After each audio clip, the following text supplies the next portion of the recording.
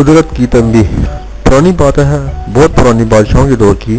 ایران کا ایک بادشاہ ظالم بھی تھا، لالچی بھی۔ وہ بادشاہ بنا تو اس نے ملک میں ظلم کا بازار گرم کر دیا، لوٹ مار اور انتقام لینے میں جھک گیا۔ ملک کے حالات خراب ہو گئے، بازار سنسان ہو گئے، لوگ نقل مکانی کرنے لگے، کھیت اور کارخانے اجڑ گئے اور ملک میں خوشحالی اور قحط پڑ گیا۔ لیکن بادشاہ کے کان پہ جون تک نہ رینگی۔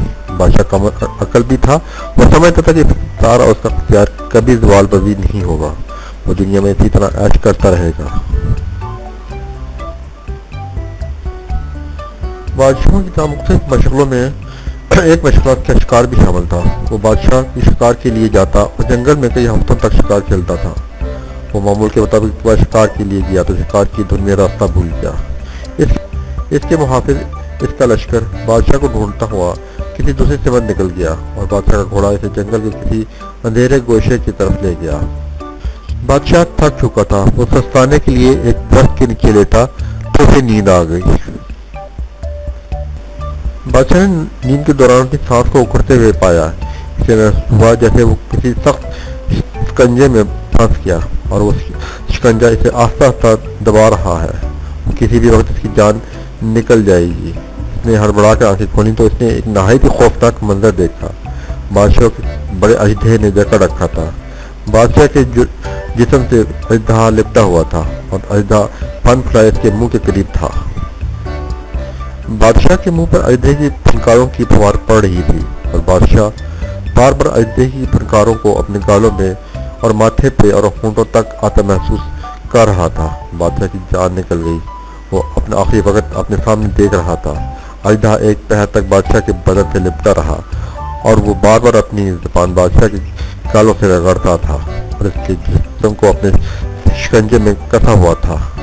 شام کو اچانک اژدہے نے آسمان کی طرف دیکھا، گردن ہلائی اور اپنے بال کھولے اور آہستہ آہستہ پھرتا ہوا جنگل میں نکل گیا۔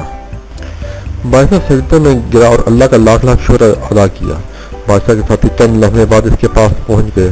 بادشاہ محل میں واپس آیا اور اسے اسی وقت عیش آرام، ظلم، ناانصافی اور بے ایمانی ترک کر دی۔ اس نے اپنی باقی زندگی ملک اور قوم کے لیے وقف کر دی اور دیکھتے ہی دیکھتے اس کا ملک دوبارہ خوشحال اور پرامن ہو گیا۔ لوگ دوسرے ملکوں سے نقل مکانی کر کے اس کے ملک میں آباد ہونے لگے۔ جب سے بادشاہ پوری زندگی اژدہے کا شکریہ ادا کرتا رہا، وہ اسے قدرت کی تنبیہ سمجھتا۔ اس کے ذریعے سے یہ پیغام دیا تھا کہ تمہاری موت اور زندگی میں آدھے انچ کا فاصلہ ہے، اور اژدہا اپنے جسم کو آدھا انچ مزید کس لے یا اپنا منہ آدھا انچ آگے بڑھا دے اور اپنے دانت تمہارے گال پہ گاڑ دے تو تم چند لمحوں میں زندگی کی درحد عبور کر جاؤ گے۔ بادشاہ کا خیال تھا کہ اس اژدہے نے مجھے یہ پیغام دیا، یہ زندگی اللہ کی امانت ہے، اگر تم اس امانت کی قدر نہ کی تو اللہ تم پہ مصیبتوں کے ایسے بے شمار اژدہے اتار دے گا اور اس کے بعد تمہاری دنیا میں کسی جگہ پناہ نہیں ملے گی۔